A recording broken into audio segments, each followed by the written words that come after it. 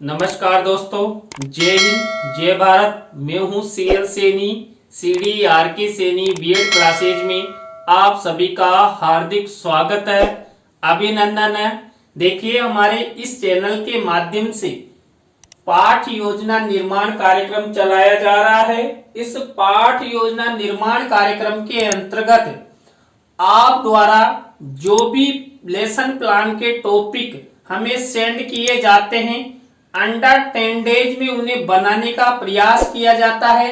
आज की पाठ योजना की लाइव क्लास के अंतर्गत हिंदी रचना शिक्षण पाठ योजना क्रमांक 3 के अंतर्गत हम शेर और चतुर खरगोश इस कहानी के शीर्षक पर आपको एक रचना शिक्षण की पाठ योजना के बारे में बताएंगे कि आप किस तरह शेर और चतुर खरगोश इस टॉपिक पर अच्छी रचना कर सकते हैं।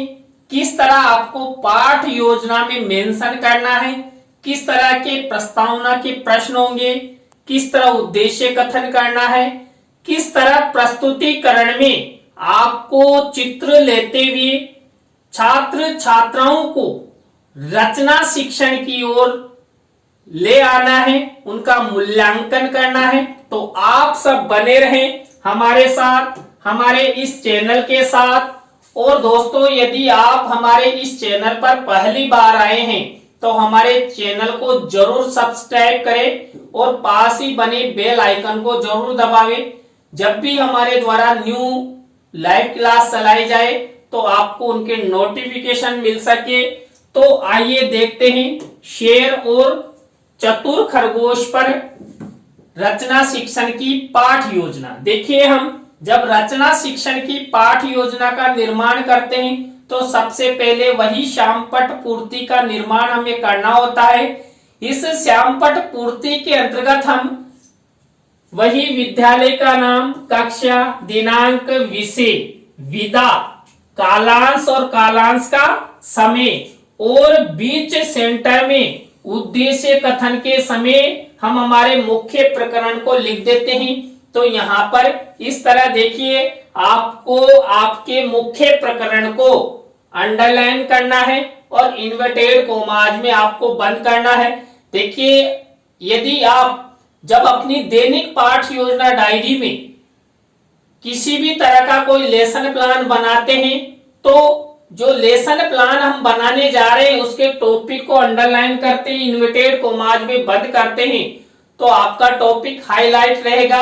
आपके पर्यवेक्षक द्वारा जब भी आपकी पाठ योजना चेक की जाए तो उसे तुरंत पता लग जाए कि आप किस टॉपिक पर पाठ योजना बना रहे हैं।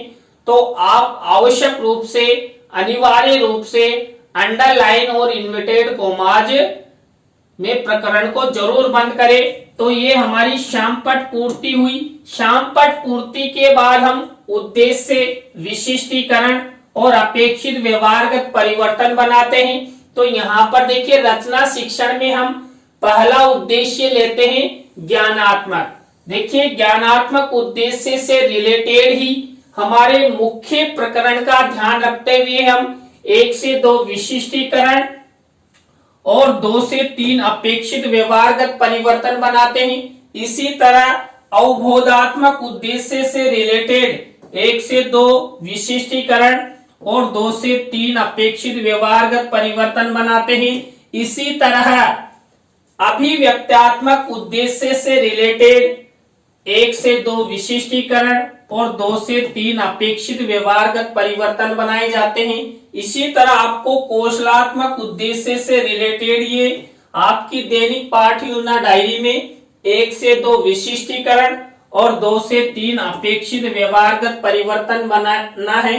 इसी तरह 5वें नंबर का उद्देश्य है अभिरुच्यात्मक। देखिए, छात्र छात्रा कहानी में अधिक रुचि लेते हैं तो इसी से रिलेटेड हम 1 से 2 विशिष्टीकरण बना देते हैं और 2 से 3 अपेक्षित व्यवहारगत परिवर्तन बना देते हैं। इसी तरह मौलिकता से युक्त हम 1 से 2 विशिष्टीकरण और 2 से 3 अपेक्षित व्यवहारगत परिवर्तन बनाते हैं। तो दोस्तों, आपको रचना शिक्षण के अंतर्गत इस तरह ये 6 उद्देश्य बनाने हैं, 1 से 2 विशिष्टीकरण बनाने हैं और 2 से 3 अपेक्षित व्यवहारगत परिवर्तन बनाने हैं। तो उद्देश्यों, विशिष्टीकरण और अपेक्षित व्यवहारगत परिवर्तन की प्रक्रिया के बाद हम कक्षा शिक्षण सहायक सामग्री का कॉलम बनाते हैं, जिसके अंतर्गत हम सामान्य और विशिष्ट 2 प्रकार की शिक्षण सहायक सामग्री का यूज करते हैं। सामान्य शिक्षण सहायक सामग्री तो कक्षा कक्ष में मौजूद होती है, लेकिन विशिष्ट शिक्षण सहायक सामग्री के अंतर्गत हम चार्ट, चित्र, मॉडल, प्रतिकृति आदि का निर्माण करते हैं। तो दोस्तों यहाँ पर जो शेर और चतुर खरगोश, इस कहानी पर हम रचना शिक्षण की पाठ योजना का निर्माण करने जा रहे हैं। तो इसके अंतर्गत हम कहानी की विभिन्न परिस्थितियों के चित्र यहाँ पर बनाएंगे। तो ये हमारा विशिष्ट शिक्षण सहायक सामग्री होगी। यहाँ पर सामान्य और विशिष्ट शिक्षण सहायक सामग्री के बाद आपको पूर्व ज्ञान का कॉलम बनाना है। पूर्व ज्ञान के कॉलम के बाद आपको विधि प्रविधि का कॉलम बनाना है। देखिए यहाँ पर ज्यादातर प्रश्नोत्तर विधि का प्रयोग किया जाता है और यहाँ पर हम शेर और चतुर खरगोश की कहानी के बारे में पाठ योजना का निर्माण करने जा रहे हैं। तो कहानी कथन विधि भी उपयुक्त विधि होती है। तो इस तरह आपको यहाँ तक शामपट पूर्ति, उद्देश्य, विशिष्टीकरण, अपेक्षित व्यवहारगत परिवर्तन के बाद कक्षा शिक्षण सहायक सामग्री, पूर्व ज्ञान और शिक्षण विधि से संबंधित कॉलम बनाना है। इसके बाद हमारी मुख्य पाठ योजना शुरू होती है, जो हमारे पाठ योजना के पहले शिक्षण बिंदु से शुरू होती है। पाठ योजना का पहला शिक्षण बिंदु होता है प्रस्तावना। देखिए प्रस्तावना को हम उत्प्रेरणात्मक उपक्रमगी कहते हैं। यहाँ पर देखिए हम 3 से 5 प्रश्न बनाते हैं। अंतिम प्रश्न समस्यात्मक होता है, प्रश्नों में तारतम्यता होती है, जिग जैग होते हैं और ऐसे प्रश्न यहाँ पर बनाए जाते हैं जिनका उत्तर छात्र आसानी से दे सके। यानी कुल मिलाकर जो हमारा शिक्षण सूत्र चलता है सरल से कठिन की ओर, इस शिक्षण सूत्र का विशेष रूप से ध्यान रखा जाता है। और यहाँ पर जो प्रस्तावना के प्रश्न हमारे द्वारा बनाए जाएंगे वो सभी छात्र छात्राओं के पूर्व ज्ञान पर आधारित होने चाहिए।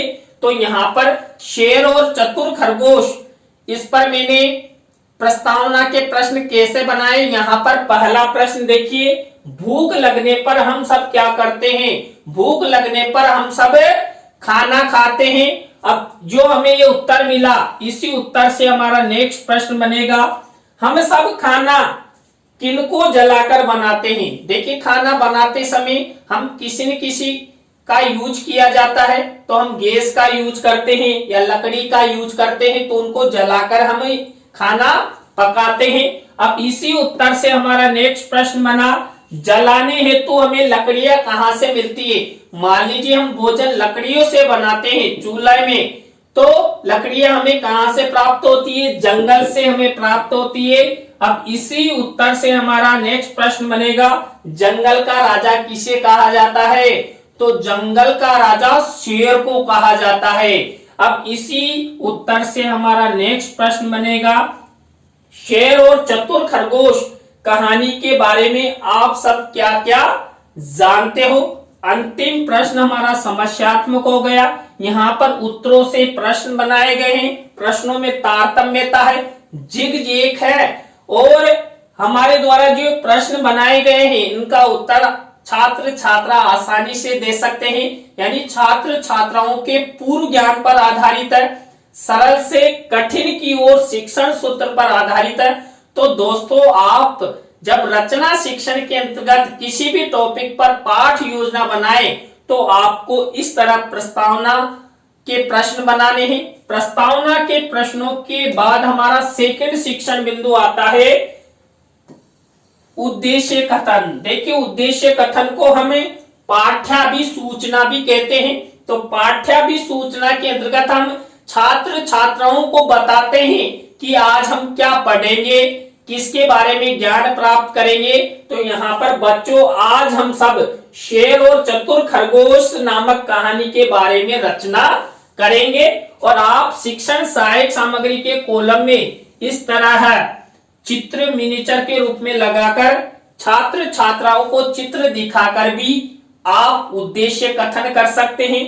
तो दोस्तों, आपके प्रस्तावना के प्रश्न और आपका उद्देश्य कथन अच्छा होगा तो छात्र आपके मुख्य प्रकरण की ओर छात्र छात्रा सक्रिय होंगे, पढ़ने के लिए रुचि लेंगे। तो ये आपको सबसे पहले प्रस्तावना के प्रश्न और उद्देश्य कथन करना है। प्रस्तावना और उद्देश्य कथन के बाद रचना शिक्षण के अंतर्गत कहानी निर्माण में हम 3rd नंबर की स्टेप अपनाते हैं, प्रस्तुतिकरण। देखिए, प्रस्तुतिकरण हमें प्रत्येक पाठ योजना में अपनाते हैं और इसी प्रस्तुतिकरण में हमारी सारी प्रक्रियाएं चलती है। अब यहाँ पर हम रचना शिक्षण के बारे में छात्र छात्राओं को अवगत कराएंगे। तो यहाँ पर देखिए, मैंने आपको विशिष्ट शिक्षण सहायक सामग्री के अंतर्गत बताया था कि हम विभिन्न परिस्थितियों के चित्र यहाँ पर यूज करेंगे। तो छात्र छात्राओं को यहाँ पर देखिए, शिक्षण सहायक सामग्री में मैंने पहला चित्र लगाया है, पहली परिस्थिति का चित्र लगाया है। अब इस चित्र को दिखाते हुए हम क्या करेंगे, छात्र छात्राओं से प्रश्न करेंगे और छात्र छात्रा क्या करेंगे, यदि उन्हें आता है तो इस चित्र पर पूछे गए प्रश्नों के बारे में वो छात्र अध्यापक छात्र अध्यापिका को बताएंगे। तो देखिए, कहानी के प्रथम परिस्थिति से रिलेटेड हम यहाँ पर चित्र बताएंगे छात्रों को और बोध प्रश्न करेंगे। तो ये देखिए, यहाँ पर छात्र अध्यापिका क्रिया में हमने क्या किया, छात्रों को जो चित्र बताए जाएंगे उसके बारे में लिखा और प्रश्नों के पूछने के बारे में लिखा। और इस तरह देखिए, हम 3 से 5 बोध प्रश्न बनाते हैं। चित्र को दिखाते हुए हम 3 से 5 बोध प्रश्न छात्रों से पूछ सकते हैं और जिनका भी उत्तर आता है वो छात्र बता सकते हैं। तो ये प्रश्न और ये उत्तर हुआ।